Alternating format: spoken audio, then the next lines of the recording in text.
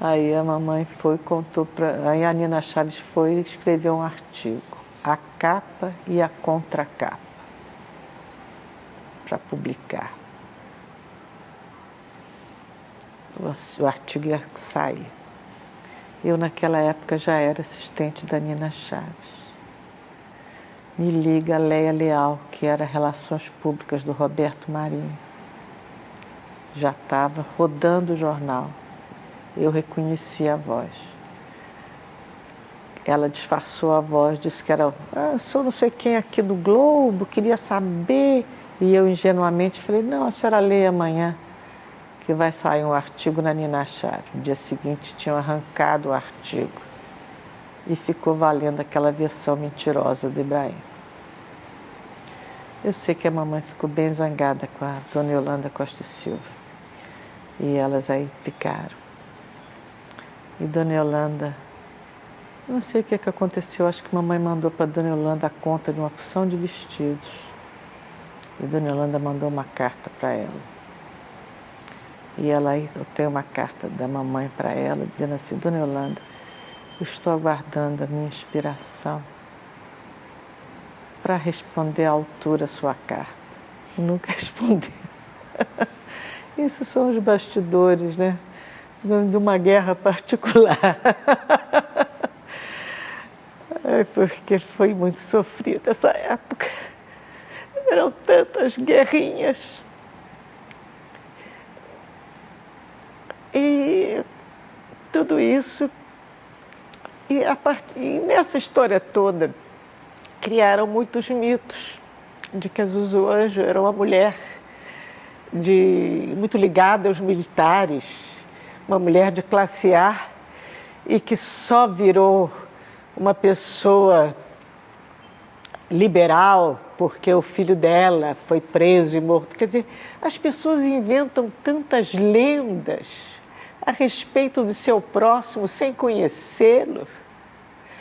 Quando fizeram a primeira versão, quando o primeiro cineasta quis fazer o filme sobre a mamãe, que acabou não fazendo, a história que ele queria rodar sobre a minha mãe era tão diferente do que ela era. E por isso o filme não foi feito. Mesmo o Sérgio Rezende, que fez um filme belíssimo sobre a mamãe, quando veio fazer o filme sobre a mamãe, mas aí o Sérgio, quando veio fazer o filme sobre a mamãe, também a história era outra, como se a mamãe fosse uma pessoa completamente alienada e que de repente deu uma eureka na cabeça dela e ela aí resolveu ser uma pessoa participativa. A mamãe sempre foi uma pessoa liberal, a mamãe sempre foi uma pessoa preocupada com os assuntos que dizem respeito a todos nós, sempre foi uma pessoa à frente do seu tempo, sempre foi uma pessoa ligada nos problemas de todos nós. Ela nunca foi a mãe nunca foi uma perua frívola, de direita, nada disso. Ela foi uma pessoa do trabalho, lutadora, sempre enfrentando dificuldades, mas sempre foi uma operária do trabalho dela, que criou os filhos com muito esforço, e que sempre lutou para sobreviver. É esse o perfil da Zuzu Anjo, que conseguiu um lugar ao sol com sua criatividade, seu talento e muito trabalho. E que quando teve o filho dela na situação em que ela viu, ela foi à luta com coragem, um destemor único e conseguiu muita coisa que a gente viu muita gente não conseguir. Essa foi a Zuzu Anjo. Então é isso. Aí foi isso, nós enfrentamos muitas dificuldades, muitos anos, muito difícil. A Zuzu morreu, a minha irmã mudou de país, meu pai morreu e é isso aí.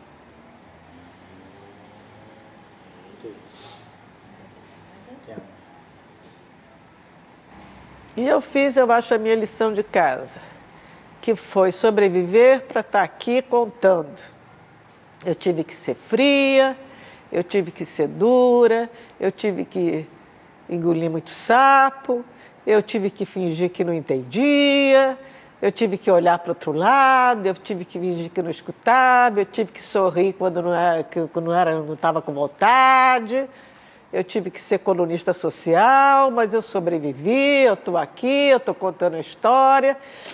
A Zuzu Anjo, as pessoas até acham que eu sou mãe dela, que eu sou irmã dela, que eu sou tia dela. Outro dia saiu até no jornal que eu sou tia do Stuart Angel e não irmã caçula, porque ao longo desses anos eu fiz o meu dever direitinho. Consegui que a memória deles mantivesse muito viva, eles muito lembrados. Eles não morreram, eles estão aí, são dois símbolos desse momento, não porque eles sejam melhores do que ninguém, porque foram os nomes que eu tive para lembrar. Se fossem outros, seriam outros, mas eles, de certa forma, sendo lembrados, são todos que são lembrados. Eu fiz o meu trabalho com as armas que eu tive, usando as estruturas do poder que eu tinha na mão. Eram as da frivolidade, eram as da sociedade, eram as que eu tinha, e eu usei elas nesse sentido, para lembrar esses dois heróis. Usei essas estruturas até no momento pior, e eles foram lembrados. Eu me lembro que na época da ditadura foram inaugurados escolas, ruas com o nome da Zuzu, com o nome do Stuart, foi inaugurada a praça, foi o primeiro homenageado desaparecido político a ter uma praça inaugurada com o nome dele. A Zuzu teve uma rua inaugurada, duas, com o nome dela, em plena ditadura militar em Minas Gerais. Ninguém teve isso. A memória dela se manteve, várias homenagens. Eu consegui isso. Eles não foram esquecidos durante 10, 20, 30 anos só para serem lembrados agora. Eles se mantiveram lembrados desde o dia que morreram até hoje. Até hoje, eu com meu rostinho quietinho, sorridente, consegui isso. Graças a Deus.